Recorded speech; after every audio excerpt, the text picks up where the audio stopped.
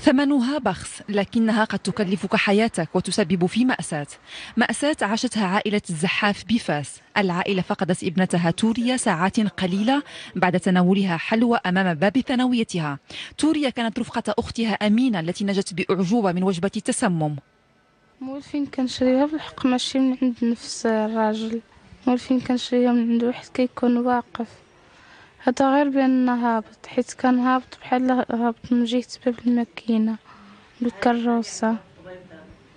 صافي هاديك قلت لختي راه جاني الجوع، قالت لي اجي نشري، حتى انا الملفاي موالفه كنشري، زعما جاتني عادية بحال شريته من عند هذا بحال شريته من عند هذا درهم. المشهد مألوف أمام جميع المؤسسات التعليمية، وجبات سريعة رخيصة رهن الإشارة. لا يهم هنا السؤال عن مكونات الوجبة أو قيمتها الغذائية، يكفي أنها تكلف درهما أو اثنين وتبعد الجوع. حمص صافي، حمص وصافي. الصراحة ما عارفة شنو فيها، ولكن ضروري كنضطروا ناخذوها حيت هي اللي كتفرمج لنا حتى في المدرسة. شحال كيدير الثمن؟ 2 دراهم.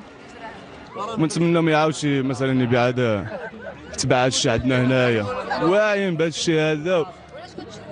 الفقر بنادم ما عندوش، كيبغي يفطر بدرهم 2 دراهم، شنو بنادم جاي ضارب الطريق. من المسؤول إذن؟ لمن توجه أصابع الاتهام؟ ما يمكننا نشيروا بالأسبوع للمسؤولية المباشرة حتى لشي جهة، لأن الجميع مسؤول عليها، من إعلام، من قطاع صحي وصي، من قطاع التربية والتكوين اللي هو كيستقطب واحد الشريحة تلاميذية عريضة عدديا، وأيضا الأجهزة الأمنية وجمعية الآباء. هي جمعية محورية في هذه العملية التحسيسية، وجميع الأسر المغربية. فكل الجهود كلها خصها تضافر في اتجاه أننا نحاربوا مثل هذه التجارة الغير مهيكلة والعشوائية واللي كتهددنا بشكل حقيقي. عندما تغيب المراقبة عن المواد الغذائية المعروضة للبيع ويغيب ضمير البائعين، لا بد وأن يحضر هنا الوعي ويصبح التحسيس المرافق الدائم للأبناء.